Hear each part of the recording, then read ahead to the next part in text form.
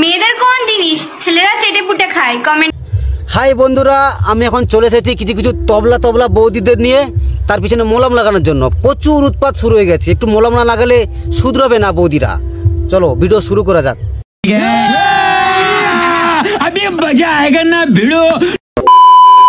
ভিডিওটা শুধুমাত্র এন্টারটেইনমেন্টের জন্য বানানো হয়েছে। ভিডিও দেখবেন, মজা নেবেন, কেউ খারাপ মাইন্ডে নেবে না। বাচ্চারা এই ভিডিও থেকে দূরে থাকবে। সবাই যদি গুটি গুটি আম খোঁজো তাহলে ফজলি আমগুলো খাবে কে শুনি? সবাই যদি গুটি আমগুলো খোঁজে তাহলে ফজলি আমগুলো খাবে কে? তাহলে বলছি বৌদি, তুমি কি জানো যে গুটি আমের স্বাদ একটু বেশি? আর ফজলি আমের কথা বলছো? দাদা তো টিপে টিপে গুটি আমগুলোকে পুরো ফজলি আম বানিয়ে দিয়েছে। তাই বলছি বৌদি, ফজলি আমগুলো খাবে তোমার ভাতার। মেয়েদের সবচেয়ে নরম জিনিস কোনটা? মেয়েদের সবথেকে নরম জিনিস কোনটা জানেন? সেটা হচ্ছে মেয়েদের মন, যেটা টিপা যায় না। বুঝলে প্রিয়, শতবার ঘষাঘষি করলেও কিছু জায়গা কিন্তু কালোই থাকবে। তা তো কালো থাকবেই, তো সেটা তুমিও জানো এবং তোমার ভাতারও জানে। তা বলছি কি বৌদি, কালো জিনিস নিয়ে যদি ওই কালো জিনিসে ঘষাঘষি করো তাহলে তো জিনিস কালো থাকবেই, সেটা কি আর লাল হবে?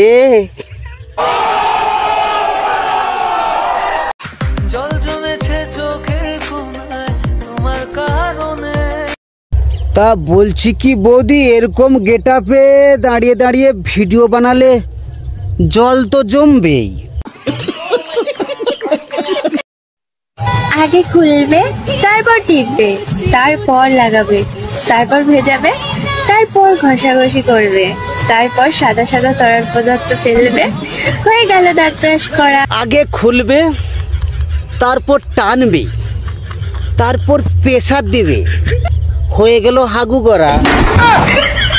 কবি অভদ্রনন্দ বলেছেন, বউয়ের চিৎকার শুধু খাটেই ভালো লাগে। কবি পানুনন্দ বলেছেন, মেয়েদের চিৎকার শুধুমাত্র খাটে মানায়, সেটা মাত্র একমাত্র ধর্মপত্নীর। আর তোদের মতো মেয়েদের চিৎকার তো বাঁশ বাগানে মানায়।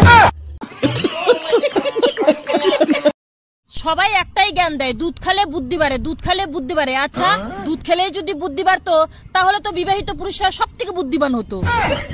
সে কথা মানলাম যে দুধ খেলে বুদ্ধি বাড়ে, আসলে সেটা কি তোমার দুধের কথা বলেছে? সেটা তো গরুর দুধের কথা বলেছে। আর তোমার দুধে তো ছানাও হয় না, আর দুধে সরও পড়ে না। ও দুধ খেলে কি বুদ্ধি বাড়ে? ও দুধ খেলে তো দুধ ঝুলে যাবে। তুমি নিতে চাইলে আমি দিতেও রাজি। Phone number. আমি দিতে চাইলে তুমি রাত্রে ধরতে পারবে কি? না মানে কল। কবি বলেছেন, নারী আটকায় অর্থে আর পুরুষ আটকায় গর্তে। জন্য ছেলেদেরকে বলছি, আগে ইনকাম করো অর্থ, তারপর খোঁজো গর্ত।